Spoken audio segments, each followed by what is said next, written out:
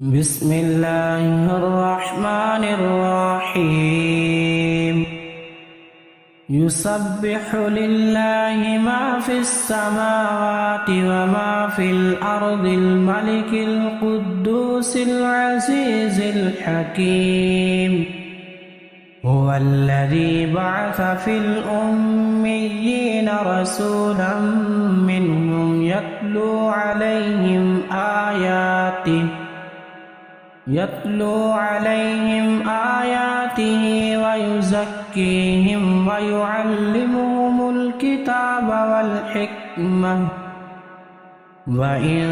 كانوا من قبل لفي ضلال مبين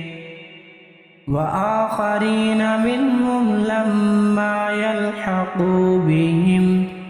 وهو العزيز الحكيم ذلك فضل الله يؤتيه من يشاء والله ذو الفضل العظيم مثل الذين حملوا التوراة ثم لم يحملوها كمثل الحمار يحمل أسفارا بئس مثل القوم الذين كذبوا بآيات الله والله لا يهدي القوم الظالمين قل يا أيها الذين هادوا إن زعمتم أنكم أولياء لله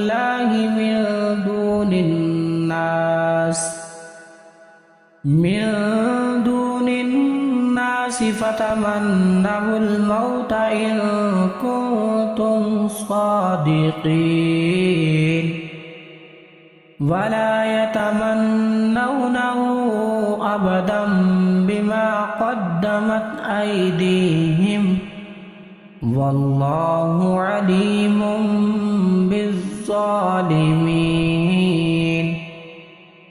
قل إن الموت الذي تفرون منه فإنه ملاقيكم ثم تردون إلى عالم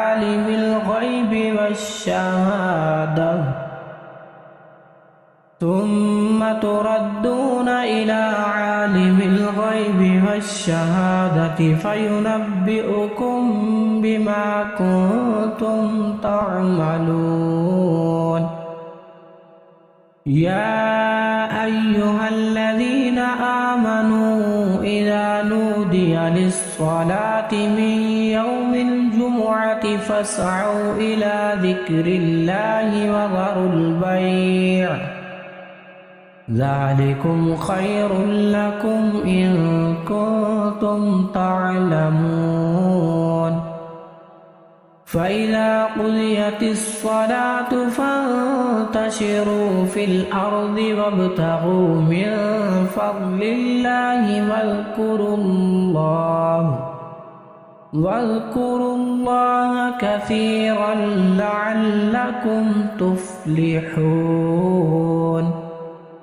وإذا رأوا تجارة أو لهوا انفضوا إليها وتركوك قائما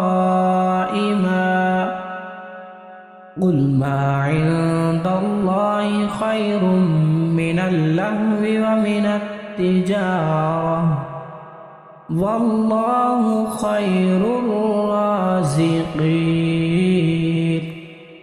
الرحمن علم القرآن خلق الإنسان علمه البيان